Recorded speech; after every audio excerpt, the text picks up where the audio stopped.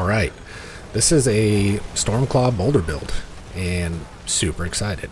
So, Dolmen Stone was announced for Season 2 as a new item, and I think this is probably the best designed unique that they put out for the game so far, and I'd love to see a lot more like this.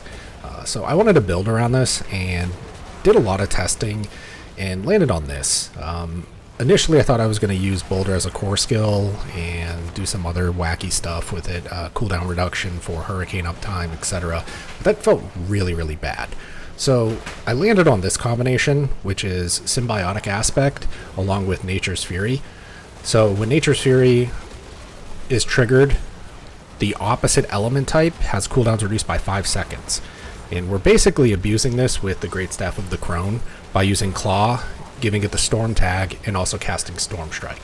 So we're using our basic attacks to reset the cooldown on Boulder.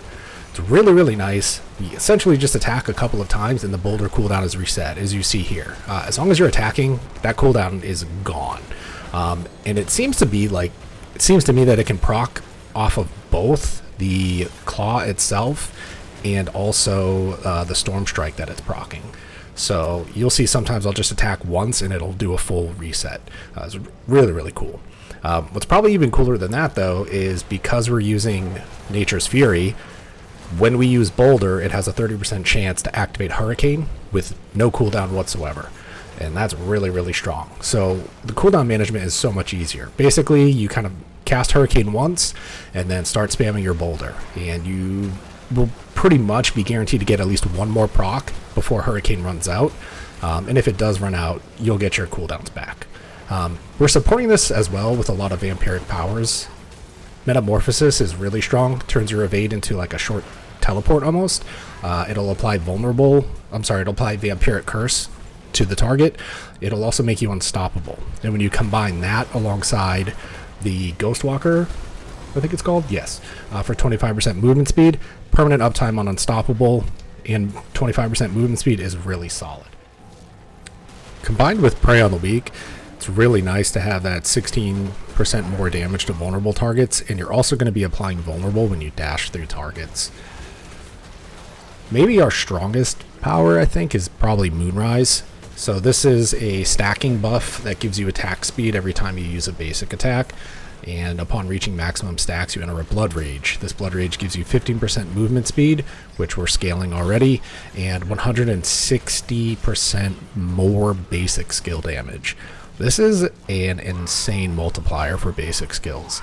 We're already automatically using 2 of them, being Claw and Storm Strike, but because we're using Nature's Fury, we're also 30% of the time casting, I forget the name of it, but the Earth one.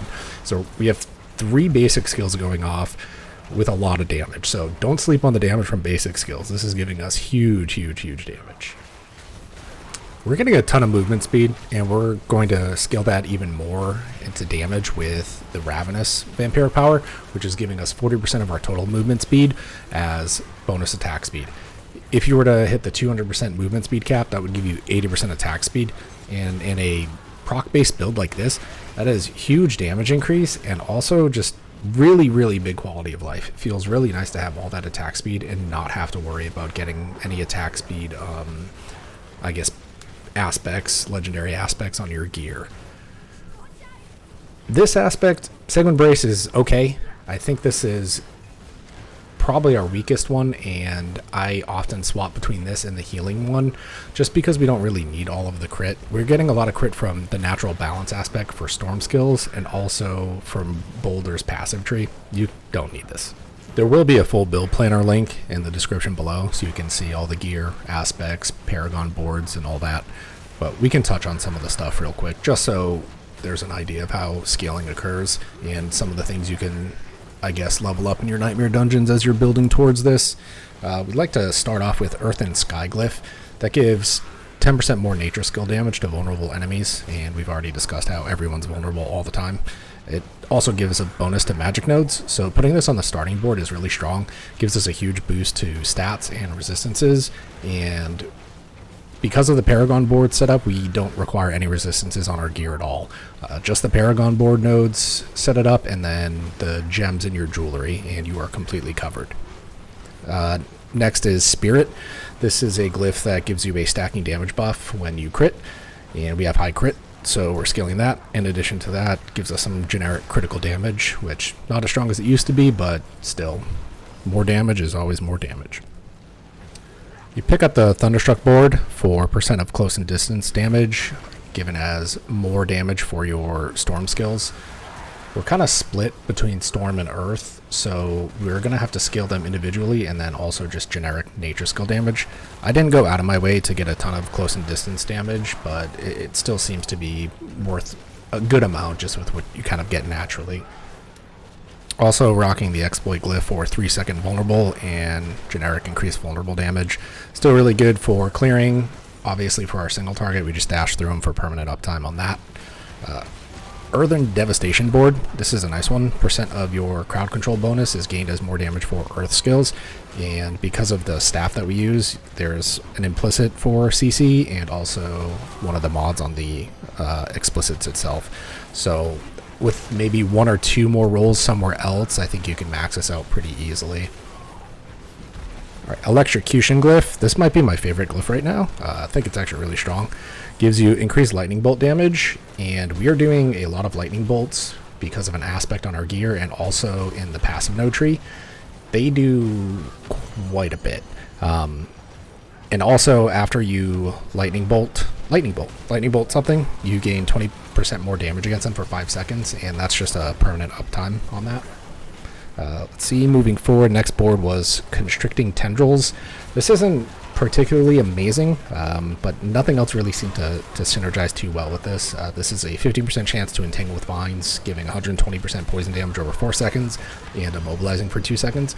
It's pretty good overall, I suppose, for clearing, for some CC, extra safety, and we do scale damage reduction from poisoned enemies. And this is another source of poison besides just the passive point on Claw that's poisoning. So that does help out quite a bit with survivability. It's also not too bad on bosses with staggering. You'll see some footage later where we do some staggering. We don't really rely on it, but it's always nice to have that in there. This build functions really well in the overworld. We have a ton of movement speed, lots of AoE. I think probably the biggest struggle is on single target. So one of the issues is you kind of have to position yourself where you're hitting with your basic attacks and also having the boulder hit the target, and that can get a little bit tricky sometimes, especially if a target is moving a lot. So you'll see like Duriel running around and Uber Lilith. It gets a little bit scuffed, I guess I'd say. So you just have to kind of be aware of that. And the damage itself, it's nothing crazy, but it's certainly working. We're seeing clips of people just literally one-shotting these bosses right now, and that's not what this build does. But quite frankly, I have a lot of fun playing it everywhere in the game, and the vast majority of the time I'm not bossing. I'm, doing Hell Tides or Blood Harvest or Nightmare Dungeons, and the build feels really, really solid in all of that content. And truthfully, it's not bad on bosses. I mean, we have a ton of stagger, as you're seeing here, and all of our little lightning bolts going off again. Very tanky.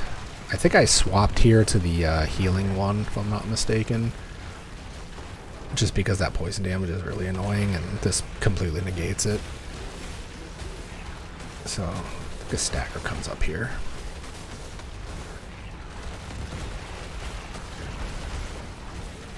Yeah, there it goes. And you do quite a bit more damage to stagger targets. But overall, loving the build. If you have any questions, please feel free to ask and let me know what you think. If you see anything that could be changed, by all means, let me know. Hope you guys enjoy it. Hope you guys try it out, and hope it's fun for you. Here is some Uber Lilith.